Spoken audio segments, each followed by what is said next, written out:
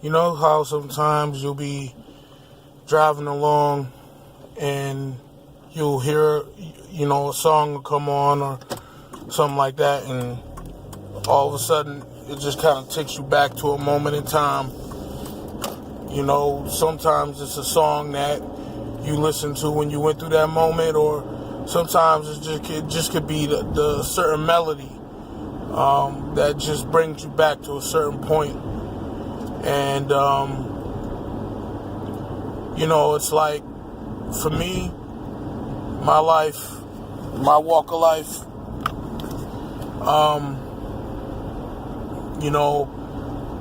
I've had a lot of people, especially adults, just kind of shove me off to the side, whether it be my father, whether it be, relatives, distant cousins, stuff of that nature.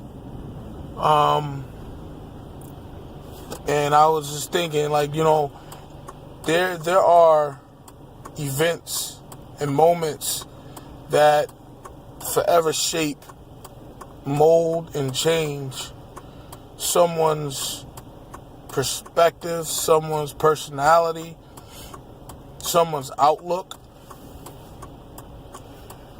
One of the biggest events in my life that ever happened, that really,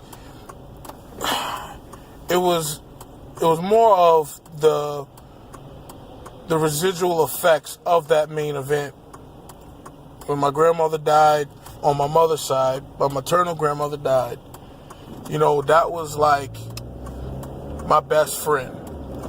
And when she died, it was like, who do I have to talk to?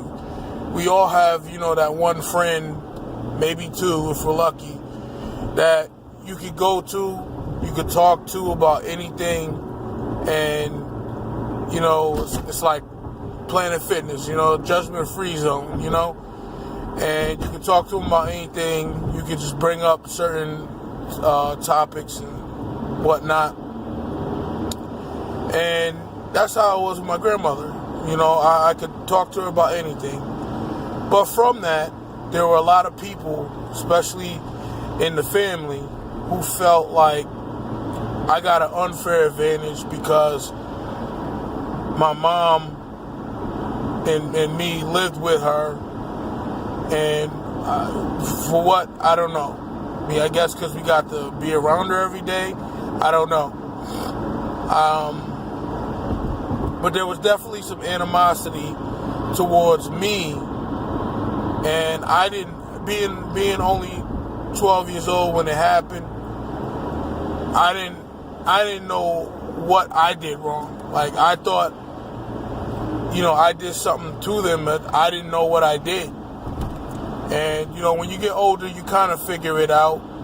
People tell the truth in they off-the-cuff comments, and you kind of put two and two together. You figure it out. And I would say the second event in my life that changed how I feel, it changed me, that really just made me just question humanity in general.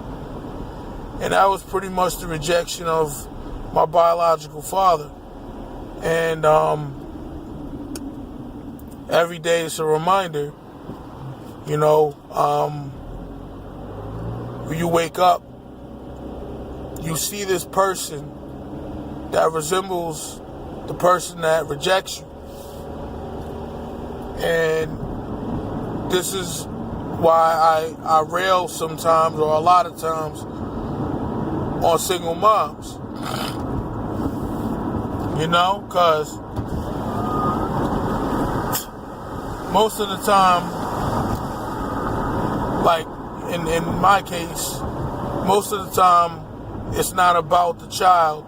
It's about however the two parents feel, the two people involved feel about each other or feel about the situation, and they don't take into consideration how the child feels. And I just remember being this very sociable, open, probably talk way too much type kid that I used to be. And having this kind of like loving spirit. And then as I, experienced a lot of things around 11, 12, 13, 14 up to 15, life got real dark for me after that. And how I saw people and how I see the world. And even now, because it's like people don't care about what they do and the effects that it has on others. It's all about how they feel. I mean, this is why that whole "I was born this way" bullshit is even popular. Because there's a lot of people who don't care about the normal social fabric structure, because it's all about how they feel, whether this shit makes sense or not. And sometimes I like to think that I've overcame how I feel, overcame my anger, my frustrations.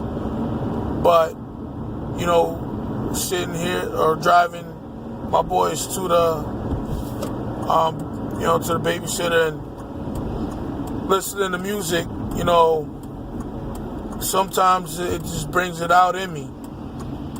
And I don't get quite emotional like I used to, but it definitely hits a anger button inside me somewhere.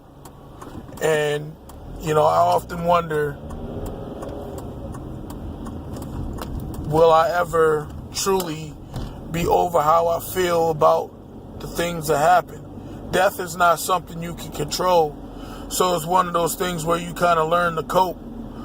But it's hard to cope with the fact that you know that the person who you most look like, the person that gave you their last name, doesn't want anything to do with you.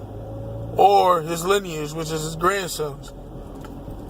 Up until I had my sons, I was the only heir to the last person to carry the last name of the family. At least on my father's side, And I don't know. It just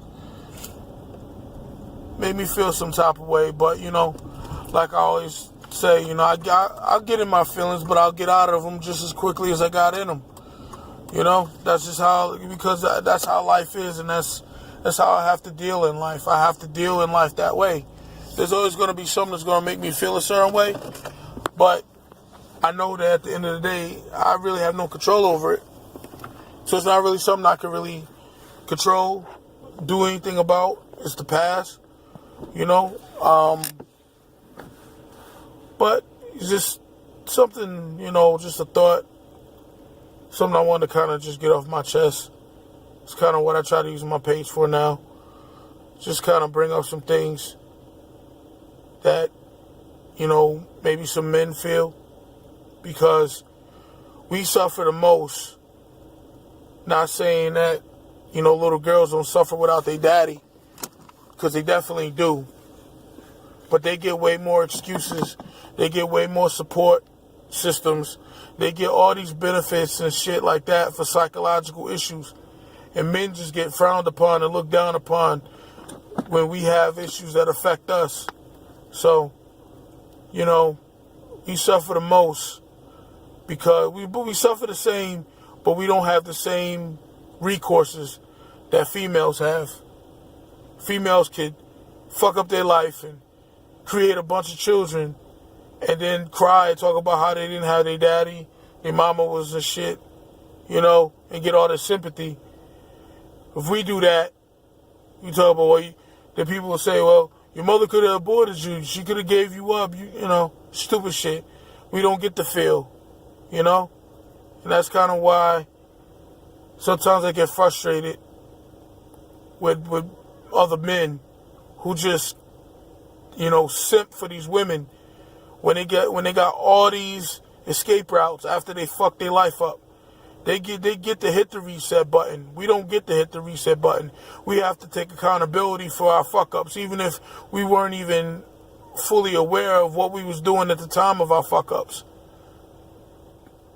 you know, and just being out there alone on an island and made to feel like that's what it is to be a man, you know. But anyways, I'm not going to keep babbling no more. But, you know, if anyone feels like sharing their experience, definitely drop them in the comment section. And, you know, if you grew up like me and, you know, maybe you knew your father, but your father didn't want nothing to do with you, or maybe you didn't know your father and it always just left a hole in you. You know, I think a lot of times these females don't give a shit because they're selfish. They feel how they feel about it, and they don't care how their sons feel about it. They don't care how their daughters feel about it.